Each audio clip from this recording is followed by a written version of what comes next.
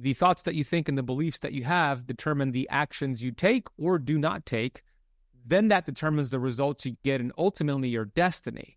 So yeah, it is important to change your thoughts and think about positive thoughts, but your environment is controlling that. And it's very difficult to change your thoughts if your environment input is the old thought pattern. And you talk about this a lot as well.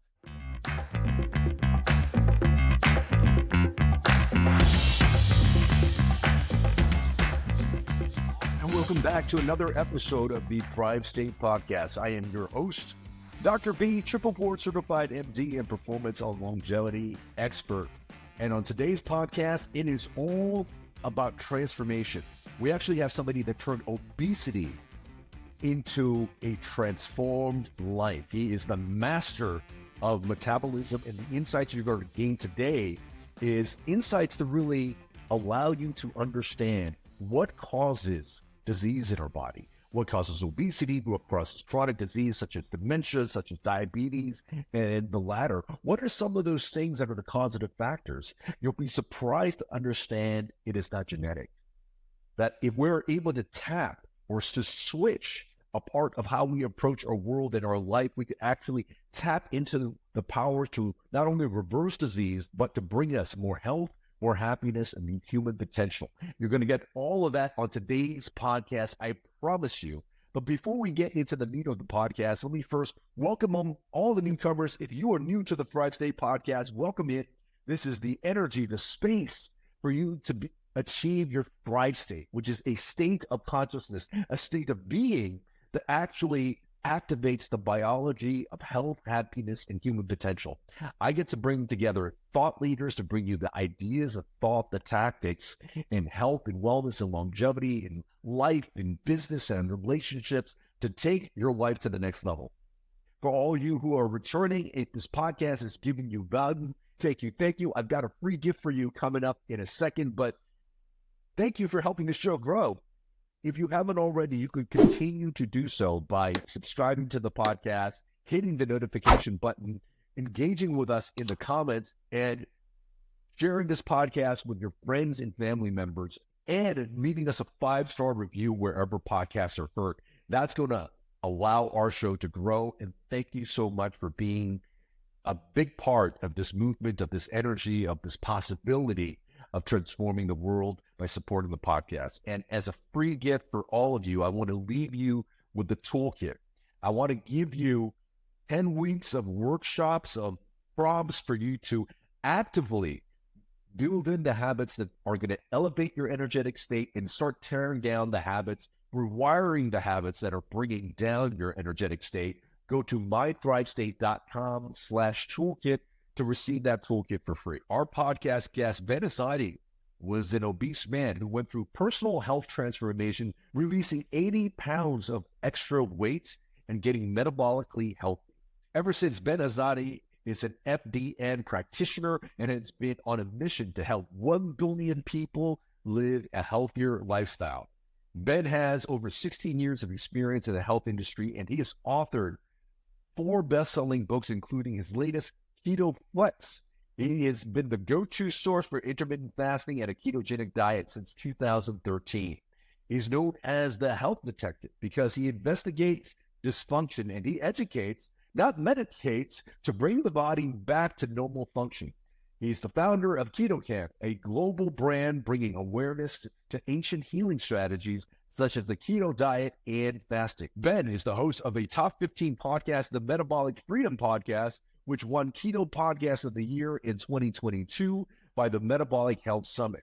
Ben Azadi YouTube channel has over 200,000 subscribers and 18 million views worldwide. And if you get a chance to see this guy live on stage, he brings the energy, he brings the heat. He's a keynote speaker who delivers keynotes all around the world and has been featured in Forbes, LA Weekly, Disrupt Magazine, New York Times Magazine, LA Entertainment Weekly, and other publications. Check out his energy, check out his wisdom. You'll want to really dive and take notes on this podcast. Ladies and gentlemen, please enjoy this conversation with myself and Ben Azadi. Ben Azadi, welcome to the Thrive State Podcast. Dr. V, man, I'm a big fan of your work. It was an honor sharing the stage with you just a few months ago. Thank you for having me on your show. You are one of the few people, and you meet people online, people with a big online presence, and some people you meet, they just don't have the same type of heart. But even before meeting, you were like, dude, I'm having dinner with some friends. You got to come out. So I just felt so warm and welcome. And I really appreciate that. Oh, dude, yeah, I feel the same way about you. That was a fun dinner. We feasted on some Argentinian steaks from the weekend of the lecture that we were speaking at the conference, and it was so much fun getting to know you. And, by the way, watching you present on stage, I told you after your talk, it was one of the best keynote presentations in general I've ever seen. You totally crushed it. Big admirer, big fan of your work. And as a fellow lecturer, like I know how much time and energy and expertise you put into your lecture. You knew each slide, when it was coming up. The slides were amazing, like totally just blown away by your presentation. It takes one to spot one. And if anyone's ever seen you on stage, they'll recognize the brilliance of your work. And I would say, check out this guy's schedule. Wherever he's speaking, go check it out, because you're going to walk away with new tools and new enthusiasm for life and health. Thank you, bro. Appreciate that. All right. Before we move on to the meat of the show, you have an opportunity to win a healthy meal on me by playing the 5 to Thrive. So the question to you, Ben Azadi, are you ready to play the 5 to Thrive? I'm ready. Let's go. Question number 1 for 1,000 points is, if you could bring 3 keto-friendly foods to a desert island, what would they be? Red meat, ideally grass-fed, grass-finished for its high animal protein content, amino acids, and minerals. Avocados, I love the taste of avocados. Also has a great dose of potassium, phytosterols, vitamin B5, so that would be number 2.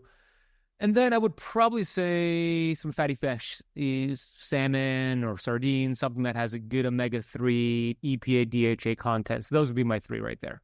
Wow, excellent. And as you're saying that, you get me hungry as I'm sipping on this new salty drink from Element. These are delicious, and they're carbonated. Have you tried them?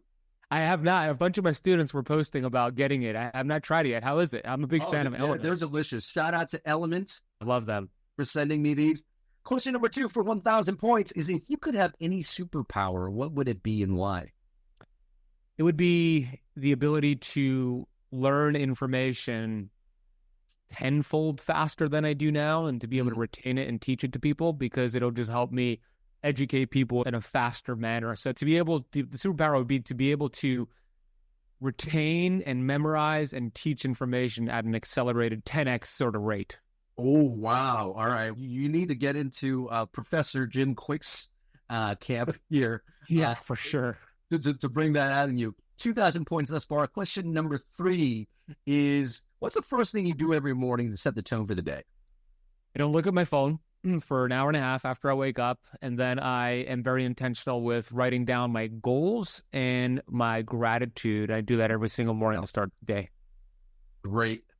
Number 4, question number 4 is, yes, we are question number 4. Question number 4 is, if you had a cheat meal, something that isn't normally on the repertoire, where you're feeling stressed or something like that, what is your secret indulgence that you wouldn't mind sharing? My favorite cuisine is Mexican food. So it would have to be something from Mexican food, Mexican tradition. So that's something as simple as like tacos and burritos, honestly. So a corn tortilla with some beef and cheese and some lettuce, like that's my jam right there.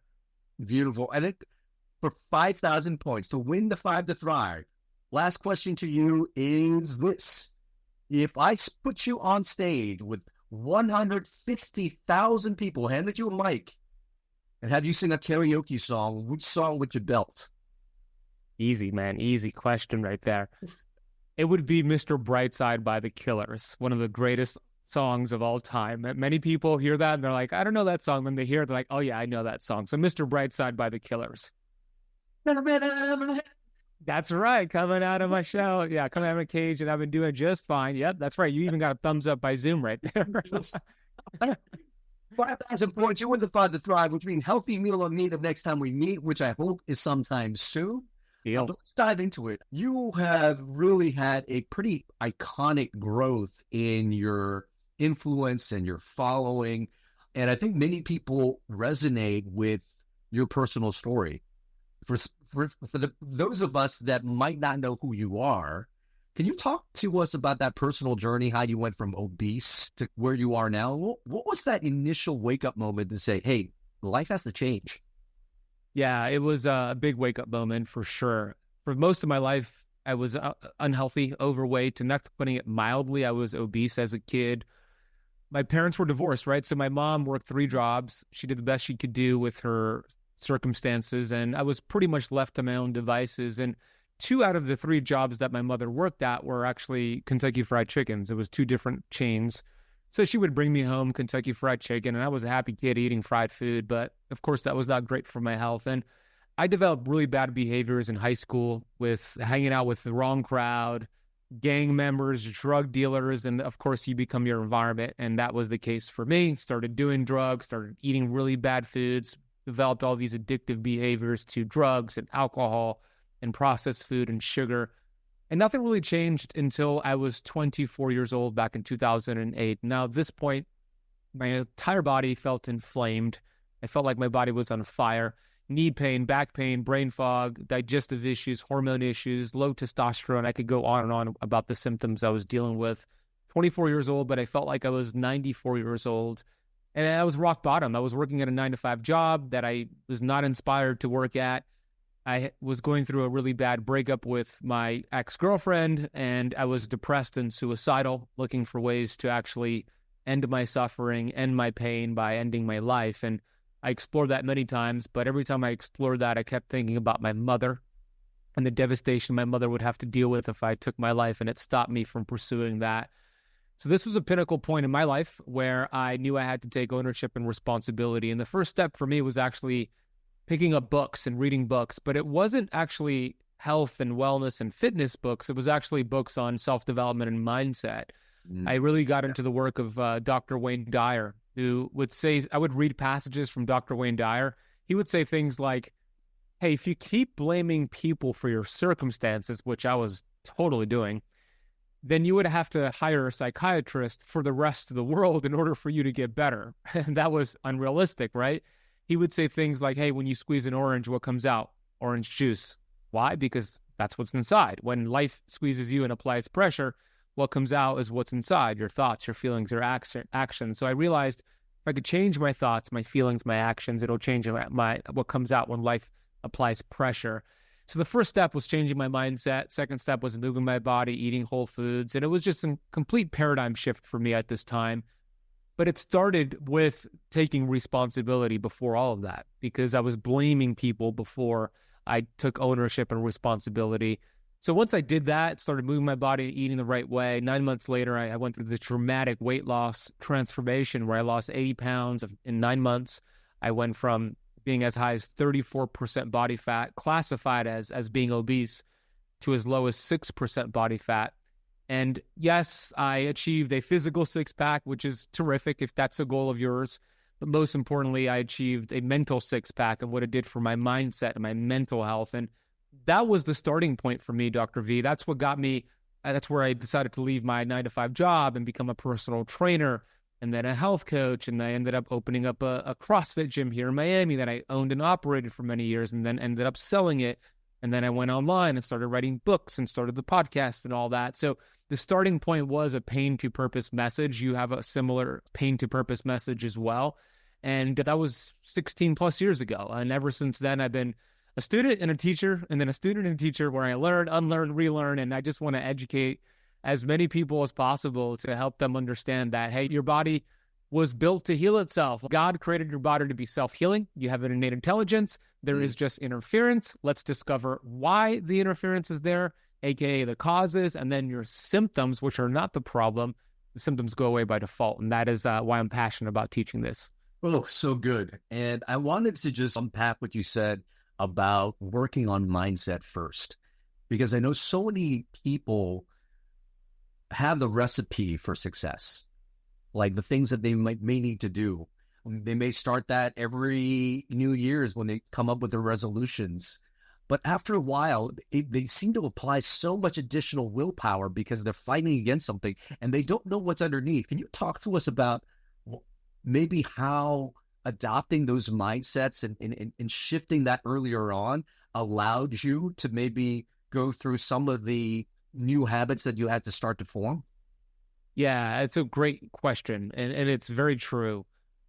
We look at what's happening with the state of our health or lack thereof, not just in the United States, but in most first world countries. We have a lot of people that are unhealthy. Obesity, for example, it's not necessarily what people are eating that's causing them to become obese. Hear me out. It's what's eating them.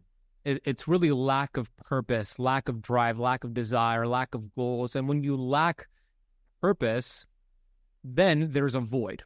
And in order to fulfill that void short-term for some sort of short-term satisfaction, gratification, usually involves a dopamine hit, which could come from drugs, it could come from sugar, processed carbs, or other bad behaviors. And I think that is the starting point to really discover what is important to you. Why is this your purpose? And then once you discover that, like I did personally, then you won't have time for the bad behaviors. I've been told most of my life, Dr. V, that I had an addictive personality. And while that may be true, and I used those addictive behaviors in the past for destructive behaviors, for example, drugs and alcohol, but I also used it on video games in the past. And I was one of the top video game players in the world. You may not know this about me, but I was in Madden and Call of Duty when I was addicted to that. But once I got clear on my purpose, then I used the energy I was putting into my addictive behaviors. It's a lot of energy we put into our addictions, and I transferred that energy to something positive. And then it became a superpower for me. Then I didn't have time to play video games. I didn't have time to eat sugar. I guess I did have time to eat sugar. I did have time to eat sugar, but I knew that eating sugar would take me away from my goals because I was clear on my goals. And this reminds me of Robert Heinlein, who said, in the absence of clearly defined goals, we become strangely loyal to performing daily trivia until ultimately we become enslaved by it. In the absence of clearly defined goals, that is the problem there. So by changing your mindset, by becoming clear on what's important to you, the Greeks call it teleology, I mean, the study of purpose and meaning, everything else aligns. Then when you set out on that, whatever New Year's resolution or goal to get a six-pack or whatever it is, you're more likely to achieve it because you have your goals and intentions clear out in front of you. And that's what I did.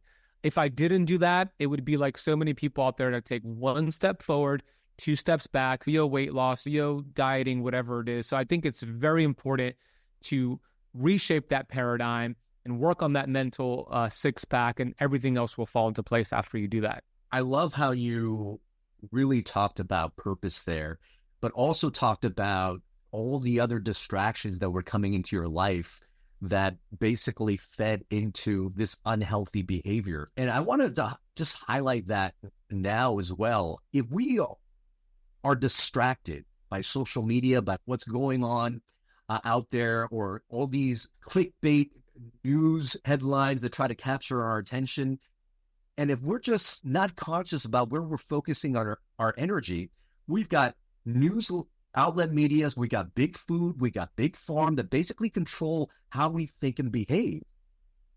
And unfortunately, if we are prone to, that's why so many people are just probably very unhealthy, unwell. Can you just speak to maybe just growing up in that environment, and maybe, I don't necessarily think that you wanted to be unhealthy, right? But it was just going with the flow. And unfortunately, I do believe that there are a lot of behaviors that people adopt only because it's marketed to us from the time we were kids. Can we just talk about maybe the landscape of that and why, hey, you know what? It might not be so easy to be healthy only because do you recognize you're being programmed?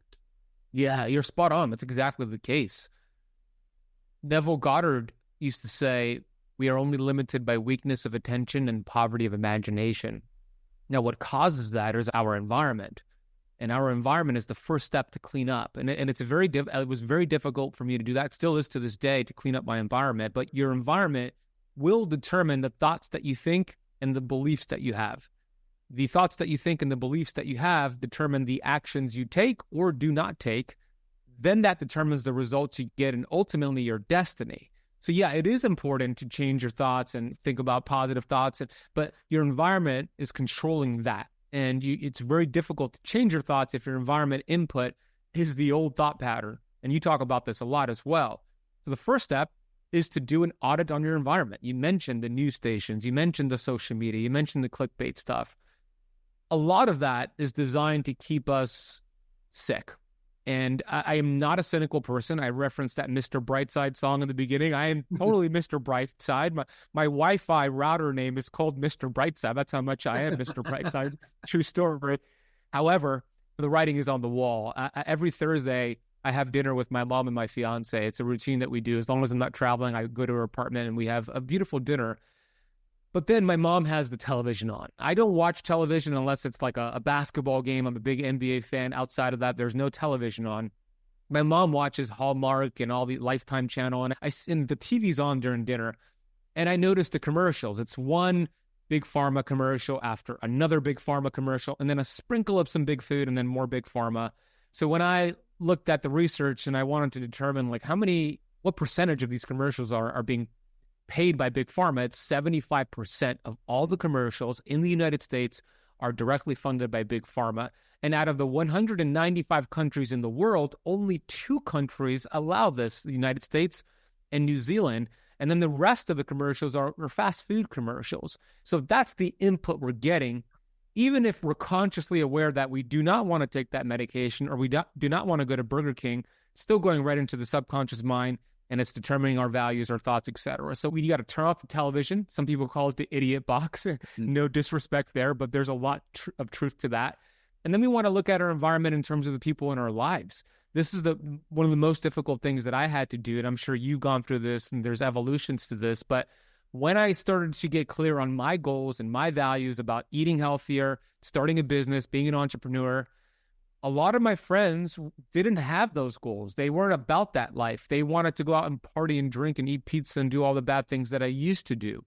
So you have 2 options, essentially. Number 1, you could set boundaries with them and let them know what you're doing and see if they're on board. And if they aren't, great. Number 2, if they're not on board, you spend less time with them and you find people that are now aligned with your new values and goals. And that changes your environment, which is easier to change your thoughts and your behaviors and essentially your destiny. All this is so important because I think having this conversation really puts into context some of these other principles that we'll start talking about in terms of keto. But if you don't have these foundational pieces, your ability to think new thoughts, to be able to focus in on your purpose and start taking the actions aligned with who you really want to be becomes so difficult. But let's now talk a little bit about keto. You started Keto Camp. This is a big community that it's a part of. Your book that I have, Keto Flex, really talks about nutritional flexibility. Can you talk to me about how you first landed to keto? Was that the first diet that you adopted when you woke up, or was this something that you found along the way as you were starting to make changes? It was the latter. It was something I discovered or found along the way as I was starting to make changes. So when I first lost all the weight, it was not with keto. It was with extreme measures. It was about focusing on calories and exercising more. But it got me kickstarted. And I'm not a big fan of that approach these days. I think focusing on hormones and inflammation is more important than calories. But in 2012, I was still feeling off. This is 4 years after my initial transformation. This is when I was opening up my CrossFit gym and I was feeling off. And I thought a vegan diet was actually the way to go. I read the China study. Yep. I was following some of Rich Roll's work, and Brendan, I forget his last name, he had a book as well. And it really convinced me that plant-based diet is the best for humans and the best for the world. And I was duped by that. And I went full on with a plant-based diet, 100%. And in the beginning, I actually got some results. I felt better. Yep. Then a few weeks in, the results started to slow down. I started noticing that it was taking me longer to recover in between workouts. My sleep was getting off. I was getting a little bit of some weight around my midsection. But I was very dogmatic about the plant-based diet. I was telling everybody about it. So I stuck with it. And 15 months into this, I was feeling worse month by month. And I got some lab work done, and it verified the way I felt. So that was like the proof that you need to make a change. So then this is leading into 2013. And I started going on the internet and Dr. Google and YouTube University.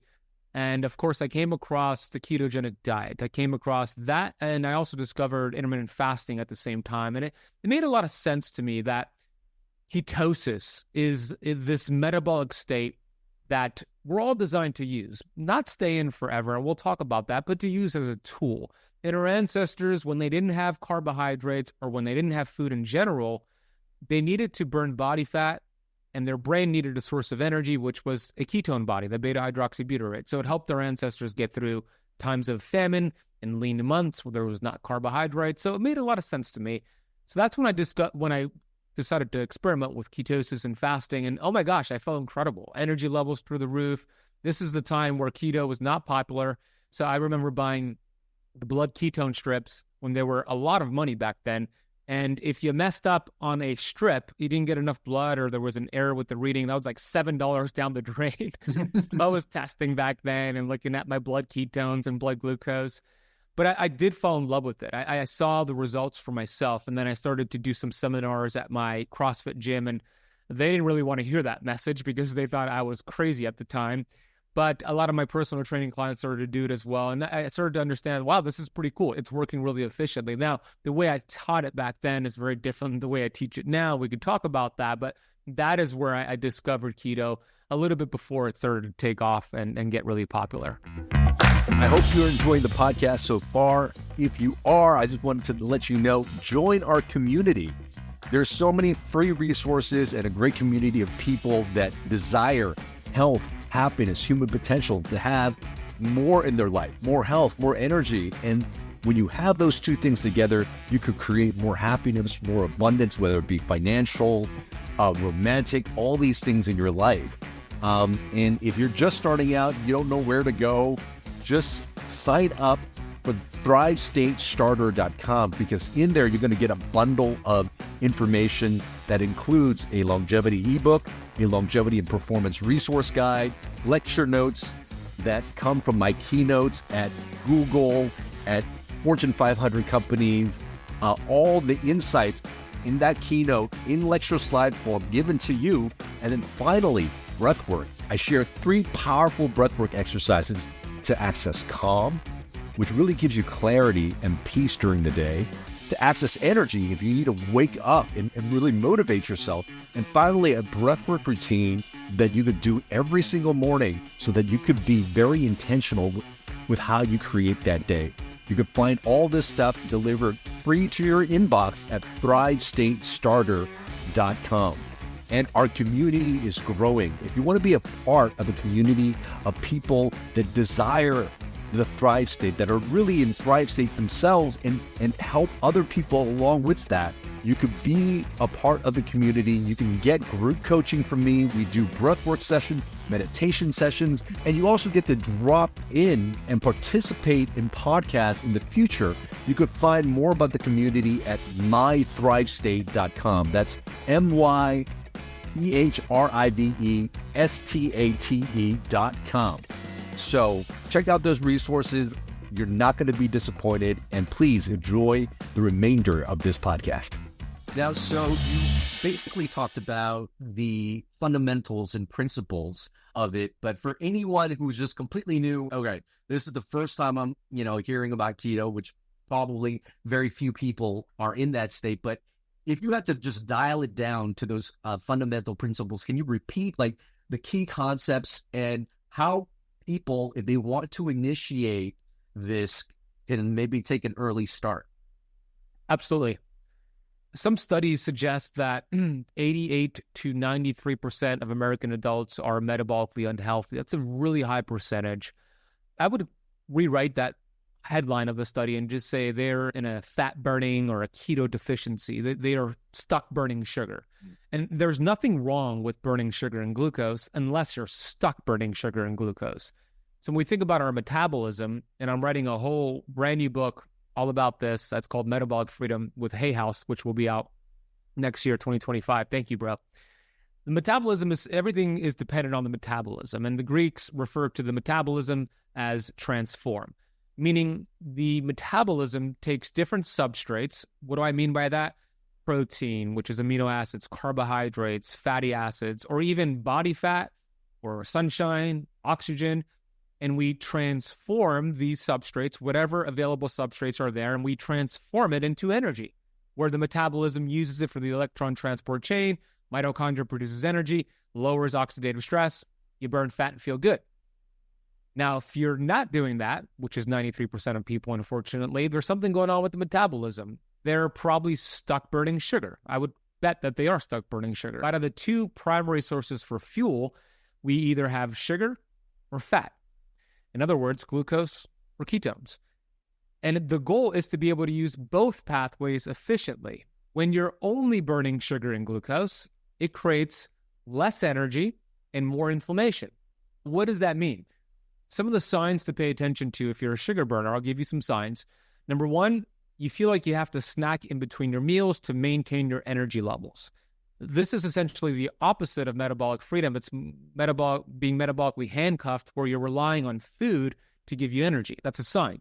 Number two, you have extra weight, especially belly fat, usually a sign of a sugar burner. Number three, you feel tired and sluggish after eating a meal, especially a big meal. That's a sign of a sugar burner. Number four, if you skip a meal, whether intentionally or unintentionally, God forbid, you become hungry and angry, or not fun to be around, energy levels drop, you can't focus. That's a big sign of being a sugar burner. A couple more would be brown patches by your armpits, which is usually a sign of high insulin levels from being a sugar burner. And then a lot of skin tags in your body, which again, a sign of high insulin levels. So those are 6 things to pay attention to. I would say if you answered yes to 2 or more of those, high probability you're a sugar burner. Now, you could verify this by getting a fasting insulin done. And if you see that above 10, yeah, you're a sugar burner. So the goal is to teach your body to burn fat, which we could say ketones as well. When you are in a state of ketosis, which is simply, ketones are simply produced by your body, your liver specifically, when you're burning body fat.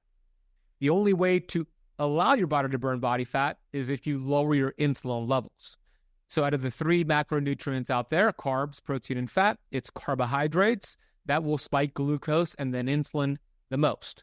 Protein has a small phase 2 response, and fat does not move the needle on insulin. So with keto, that's why people eat more fat and protein, less carbs, you lower insulin, and then you allow this metabolic switch to occur where you're now using fatty acids for fuel that's sent to your liver, and then the liver is producing ketone bodies. It produces 3 acetoacetate, which you would measure in your urine, acetone in the breath, and then beta-hydroxybutyrate in blood. The goal is to get somebody fat adapted. That means you're producing ketones. And you could do that in 7 days, 7 to 14 days, depending on how your metabolism is, to shift you into a fat burning state. Leave you there as your body starts to reshape these physiological systems. Then, now that you've retrained that metabolism to burn fat, then you go back and forth to burning sugar, burning fat, meaning you're not doing keto forever. You're having what I call keto flex days, higher carb days. So essentially that is the goal. And there's one more thing on ketosis. There's 2 primary reasons why it helps people lose so much weight. The first main reason is that when your body is in a state of ketosis, those ketones act as signaling molecules that communicate with your mitochondria, those batteries in your cells, and it signals to your mitochondria. It actually stresses them. And that might sound like a bad thing, but short-term stress, if you adapt to it, is really beneficial. It's called hormesis. So it signals to your mitochondria that times are tough. We might be in the winter, or there's not carbs, there's no food. So it creates mitochondrial biogenesis, which is the creation of new mitochondria where they're duplicating.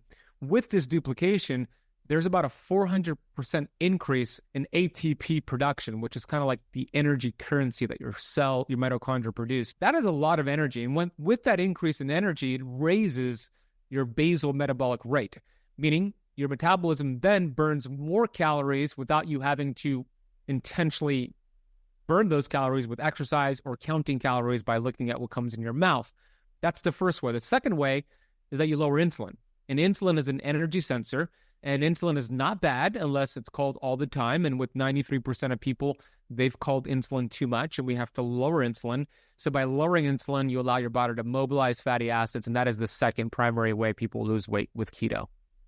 That's beautiful. You brought in really the flexibility, and I'm hearing more and more people talk about that who have traditionally just been keto all around. What have you found? Why are people adapting this and having that flexibility? Do you think it's important for everybody to have that, or is that only if you start, having certain symptoms if you're just on keto?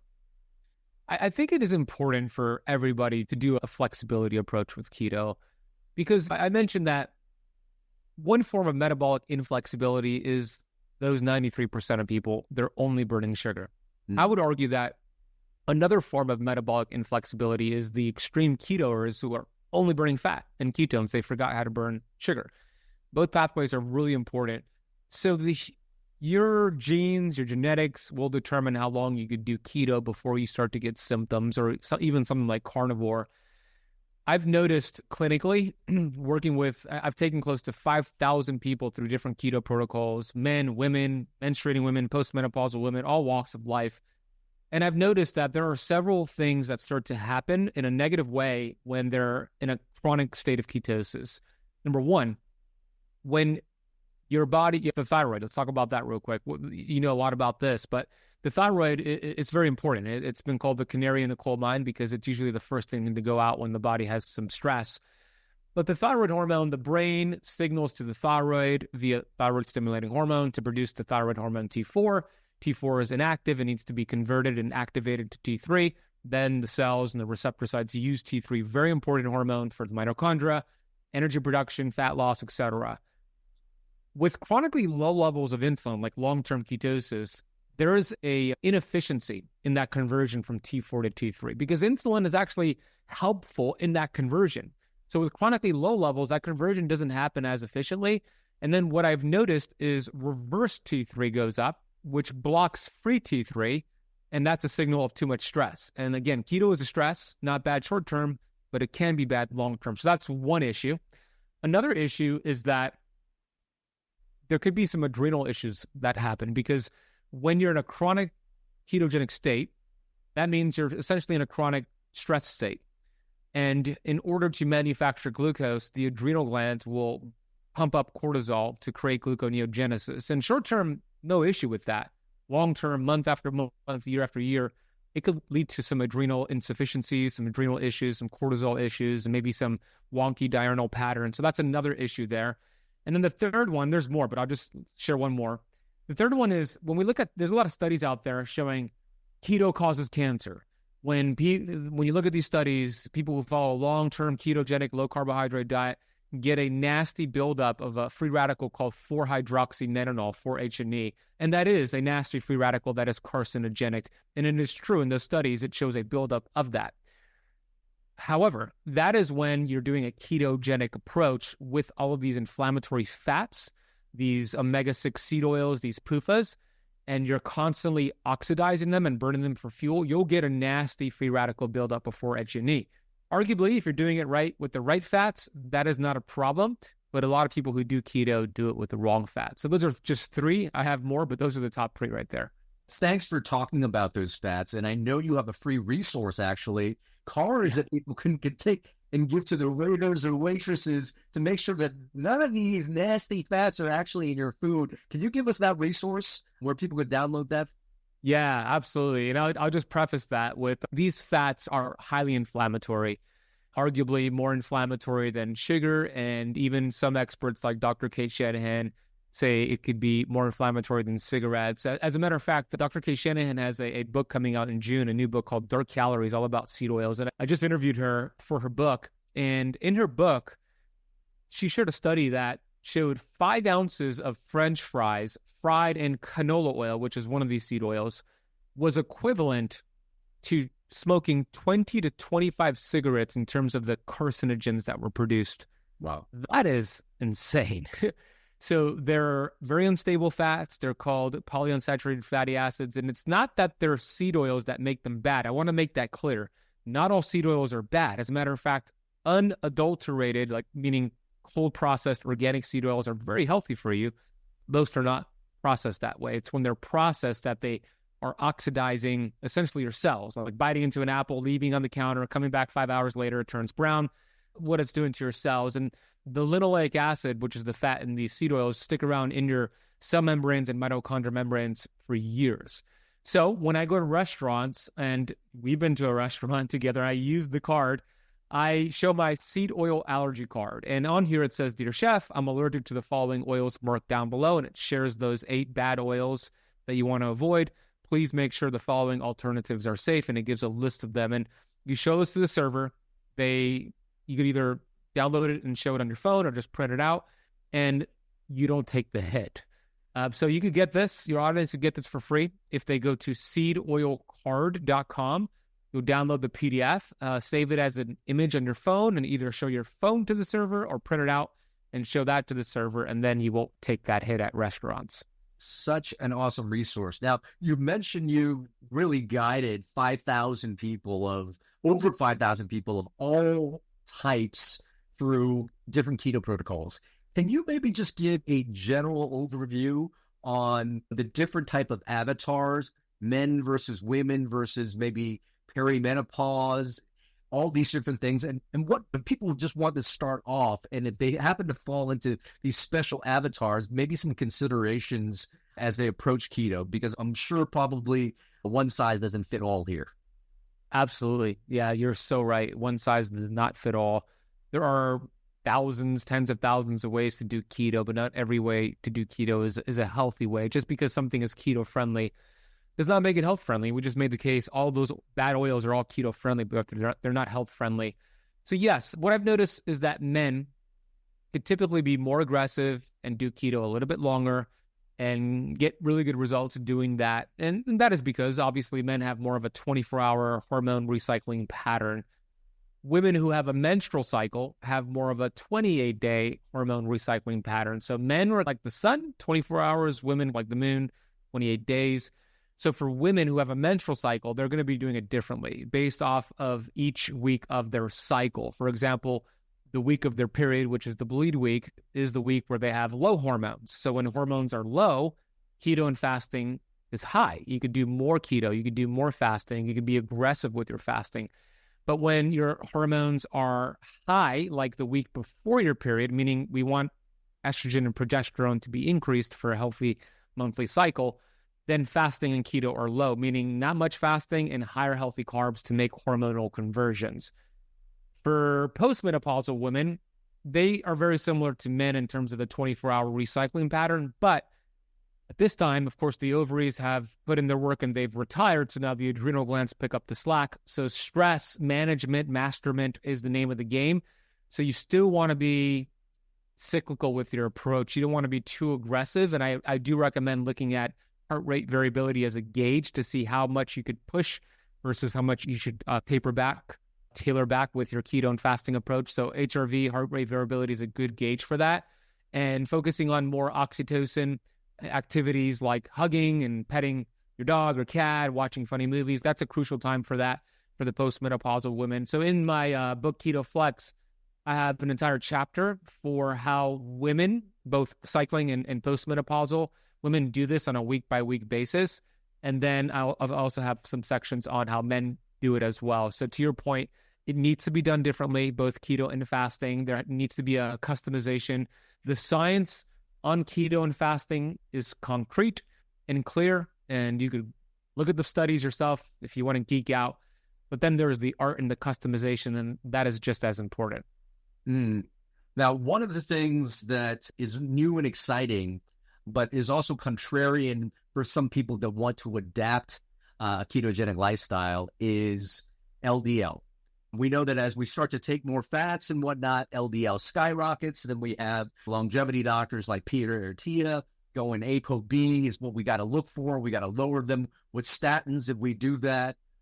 What is your take and maybe the approach? I know some recent studies that came out that looked at a phenotype of skinny people with higher LDLs. So what's your take on LDL as it pertains to a marker for heart disease, knowing what... A really good, important question.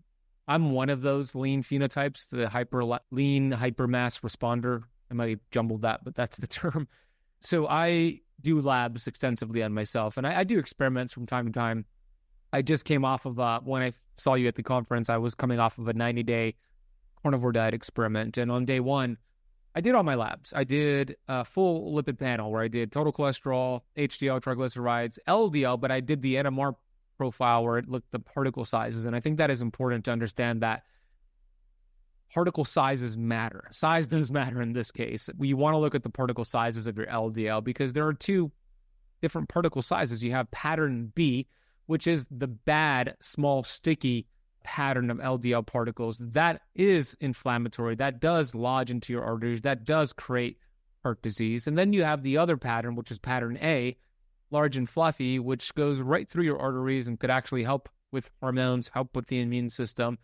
So when I got my panel done, on day one, my total LDL, I have to look at the exact numbers. If I remember correctly, my total LDL, I believe, was 250 total, which is high for most doctors, right? But when I got the particle sizes done, the majority, 90% plus of the particles were pattern A, not a problem. When I looked at my inflammatory markers as well, like HSCRP, 0.3, optimal. Looked at my homocysteine, it was less than 10, optimal. Looked at my fasting insulin, 3.9, optimal. A1C, 5.2, optimal, right? So when we look at it from the full picture, it's not just the LDL, it's everything that's all around it. And you know all about this. But what was interesting is that on day 90 of carnivore, so carnivore is just eating nothing but fat and protein for 90 days, no carbs, no fiber, etc. On day 90, I did the same lab test, and and I forgot to mention, my total cholesterol was around 300 on day one. On day 90, my total cholesterol went to 450, and my LDL total went to 350. But again, I got the particle sizes done, and 90% plus was pattern A, large and fluffy. Small percentage was pattern B, small and sticky. Again, C-reactive protein was under 0.5, homocysteine single digits, fasting insulin 3 point something, A1C 5.1. With that full picture, I felt confident that I was not doing any harm to my body. I even brought on this gentleman, Dr. Philip Ovadia, who's a heart surgeon. He was just here a few weeks ago, and I had him review my results just because it's one thing if I said it, but if a heart surgeon who actually performed surgery on hearts says the same thing, then it would be even more valuable. So you essentially, put it in a nutshell, said you were healthy on day one, and you got even healthier on day 90, regardless of the LDL going up. So I think it's important to look at all the moving parts. If I saw my LDL high and the pattern B was also high, and I didn't even mention this, my HDL was optimal at 70 plus, my triglycerides were optimal under 70, right? If I didn't have all the other markers and I'm just looking at total LDL, then yeah, this is a problem, statin, or whatever, follow Peter Attia's advice. But when you look at everything else, and I want to get your input on this too, when you look at everything else, I'm confident that I'm actually getting healthier and not harming myself. But I am open to changing my mind, so I'm curious to hear your input as well. Yeah, the way I look at it, we need cholesterol for hormone synthesis for our cell membranes, etc. And I think there is a difference whether or not you are metabolically healthy or not. I almost look at potentially LDL as being the bullets. They're just floating around. But if you're metabolically healthy, those bullets aren't going to be loaded anywhere. But if you're metabolically unhealthy, where oxidative stress is high, where you'll have the endothelial damage, all of a sudden the guns appear and then they show up at the site. So I think that people are metabolically healthy, that's actually helpful. And for those people, I think that could afford a cardiac or a CTA with contrast, that's something that actually tells you, and they'll actually look at your blood vessels to see if you have any plaque. And I think some of the early studies that are going to be published later this year have demonstrated, I forget the name of the gentleman who's running the study, but Dave Feldman or Nick Norris? Yeah, exactly. They're actually noticing improvements in coronary plaque, even with the elevated LDLs. So that's something that, if you can't afford it and you happen to be keto, go ahead and just get that done once, see if you have any degree of that, and you can use that as a baseline in subsequent scans. And that's almost like the gold standard to let you know if you actually have plaque there or not. And I think as studies from Feldman come out later in the future, we'll probably have a big awakening to maybe that hypothesis that LDL is really, maybe I shouldn't use the word bullets because they sound dangerous. They just happen to be the thing that's floating around, but only gets activated in a negative sense once you're metabolically unhealthy. Yeah, that's a great analogy. Yeah, maybe BBs instead of bullets, but yeah, you're absolutely correct. Right. It's like, dude, it's been an awesome conversation. I know you have so many resources too to help people like really start on their journey of fasting. How do people find out more about you and all the free stuff that you got for people that just want to start taking control of their life and their health again? Yeah, it's an honor. Thank you for the invite on my podcast. I'm excited to bring you on my podcast. So I would say if you listen to the podcast, which obviously you do because you're listening or watching here, I have a podcast called Metabolic Freedom Podcast. We have we're going to hit episode 800 very soon. So we're really committed to the podcast. And then everything else you could find on my website, which is benazadi.com, BENAZADA.com. You could find my books, programs, resources on there. All right. For somebody like yourself who has been to all the health conferences, who've done so much personal development and spiritual work, I'm very curious. What has been your best medicine? Vitamin G is my best medicine and supplement. Vitamin G is incredible anti-inflammatory, helps your brain and body produce GABA, oxytocin, dopamine, serotonin. Great for blood pressure, great for blood sugar levels, great for stress. And vitamin G is not something I could give you an affiliate link for because you can't purchase it. It is the practice of gratitude. And those are real studies. There are a ton of studies on gratitude, but it's not about a gratitude checklist. It's about feeling the gratitude. And vitamin G is very powerful. There's no upper limit. It's been my best medicine. It's the greatest supplement in the world. It's free. You can't overdose on it. So I would say get your vitamin G daily, multiple times a day, and watch what it does to transform your health. Oh, I totally want to just give the thumbs up on that. When you could feel it, anything you feel actually causes biochemical and molecular changes in your body. When you could feel that gratitude, you turn off the fear and survival mode of your brain, which actually raises inflammation and shuts down your immune system. So my brother, thank you for leaving us with that. Thank you for your wisdom, your energy, bro, and for all the work and for sharing just you here on the Thrive State podcast. Thank you for what you do, bro. Excited to collaborate some more. Thank you again.